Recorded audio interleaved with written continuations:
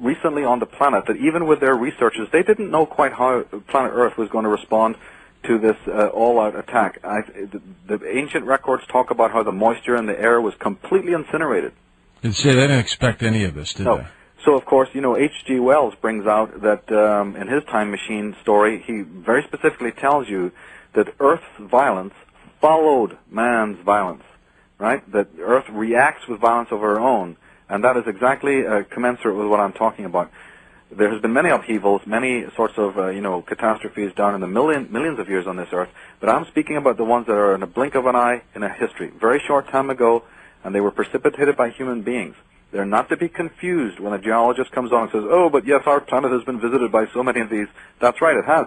But I'm talking about some very specific, datable events. They have been covered up, but these events took place.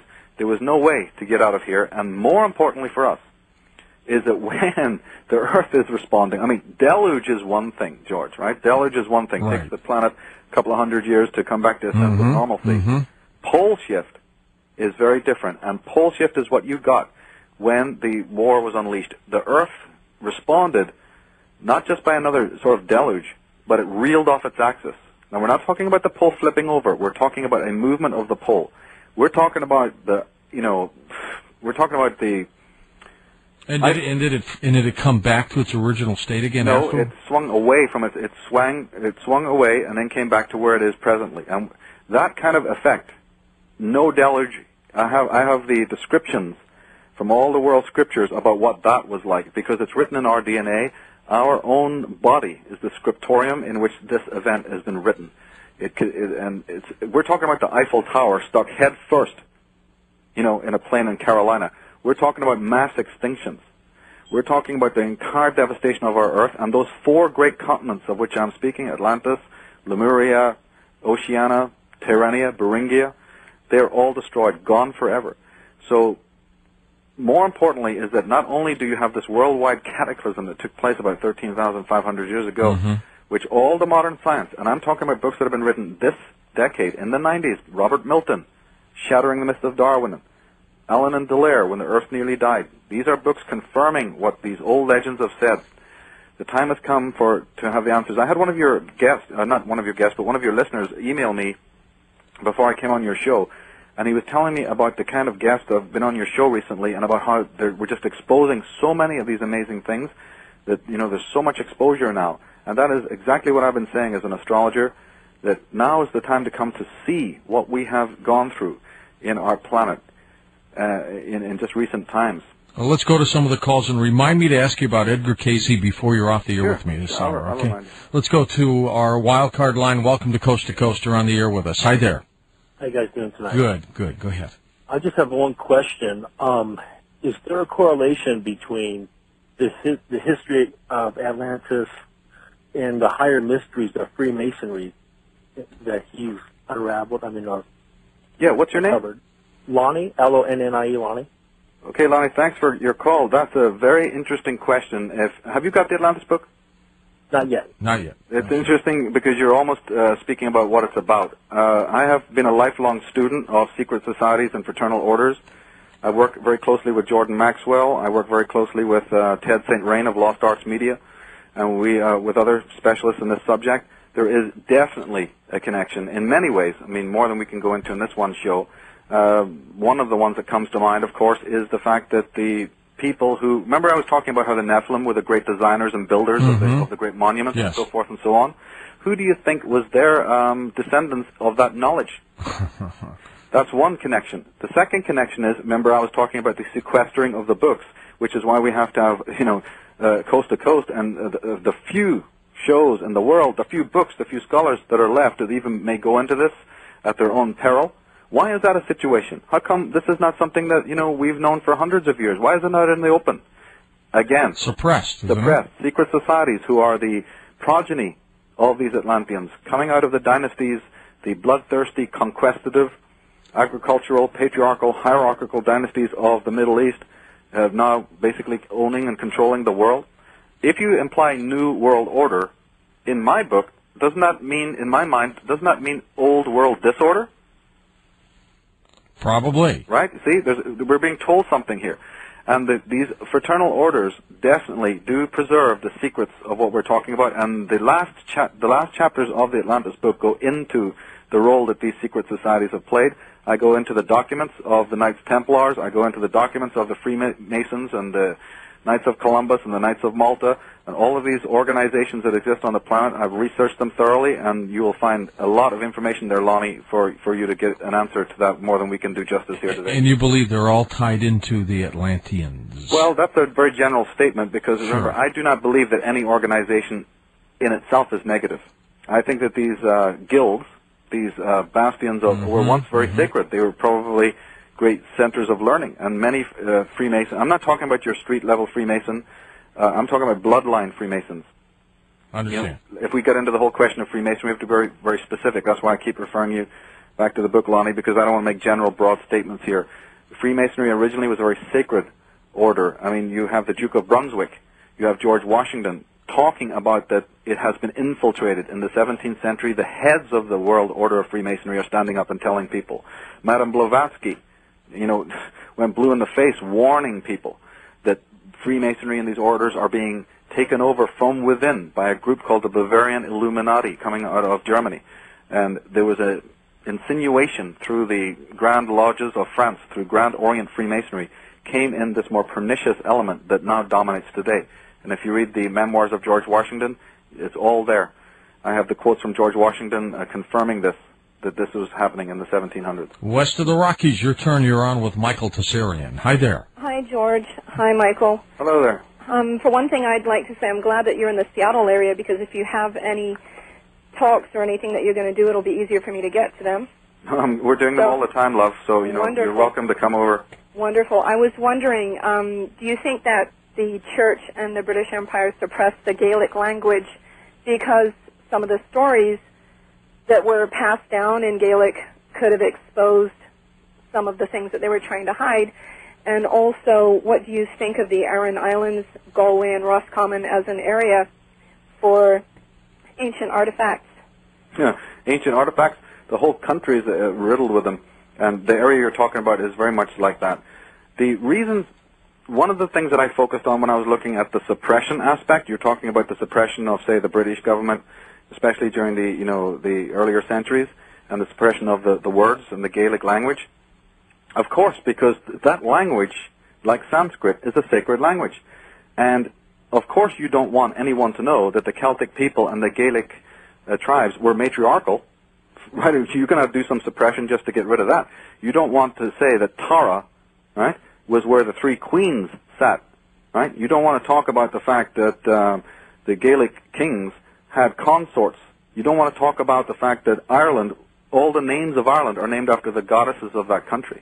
They don't want you to know that the warriors, the warrioresses of Ireland are what turned back the whole power of the Roman army.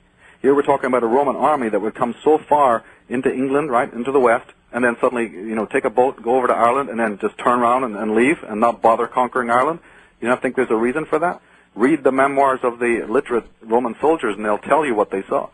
They don't want you to know that. They don't want you to know that the Celtic queens over there used to have a statement. You know, they had a quote: "Better to die 3 times in battle than to bear 1 child."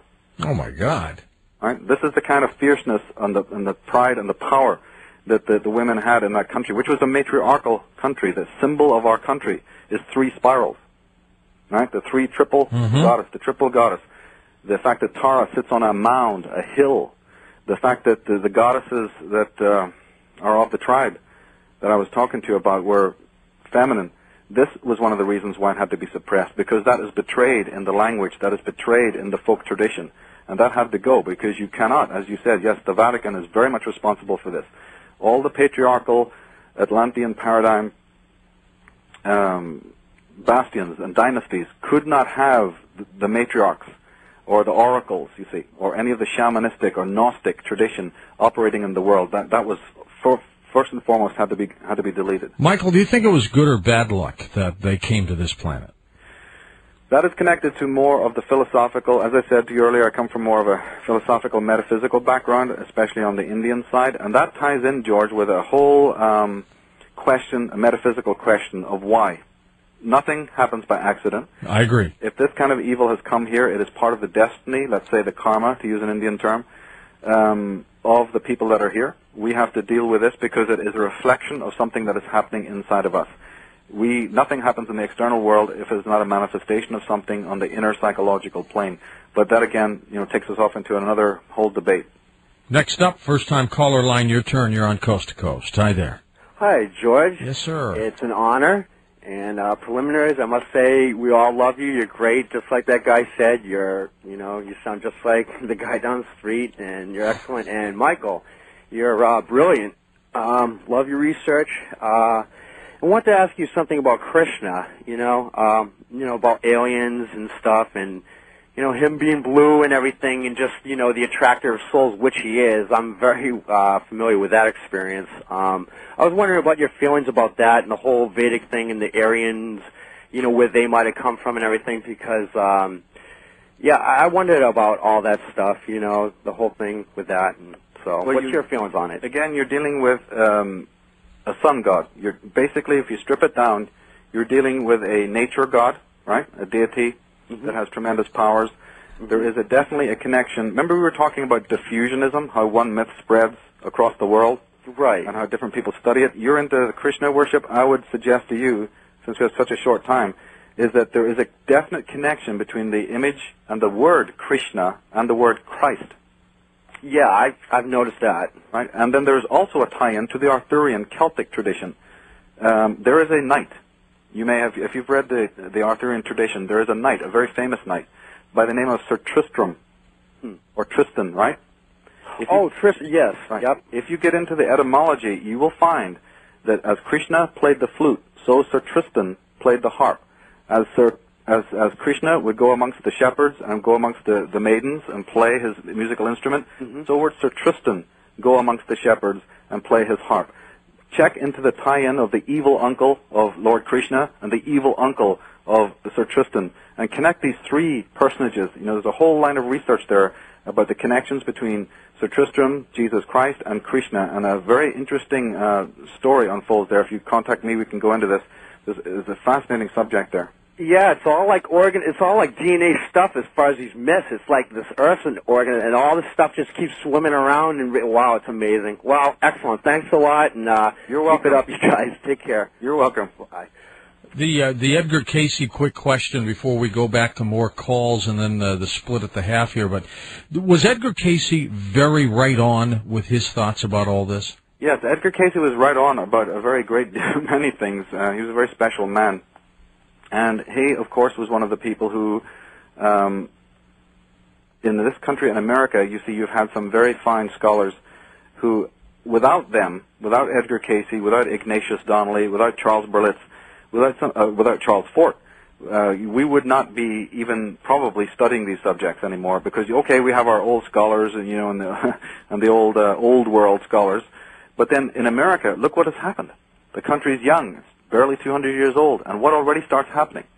Legend, by the way, legend had it that Tristan was playing his harp the night you were talking about, when he was killed with a dagger or lance from the back. Someone stabbed him. Is that interesting? Sure is. You see, the harp is a very powerful instrument.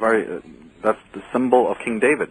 People asking, how come, they think it's an Irish harp that they see on the Irish flag. No, it isn't. That is a Hebrew Semitic harp from the Middle East. Stay with us. We'll be back with the rest of your questions right here on Coast to Coast AM. I'm George Norrie. Hey, Michael, do you believe in the hollowed earth theory? Yes. I have both on the Atlantis book a lot of information on hollow earth, and also I have produced a DVD that's at least 10 hours on the same subject, and we go much more extensively into the whole phenomenon of hollow earth in the DVD version of the Atlantis, book. And it's something that one must know about and factor into all of this, not only into the original arrival of the Nephilim, but how it fits in now. John Rhodes is a scholar who's looked into that, and it's definitely a piece of this whole puzzle. It's just amazing to imagine what happened on this planet a long time ago. Yeah, and the thing is that we're still reeling from the shock. There's even some scholars, some scientists, who believe that the Earth is actually not recovering from the original pole shift because we are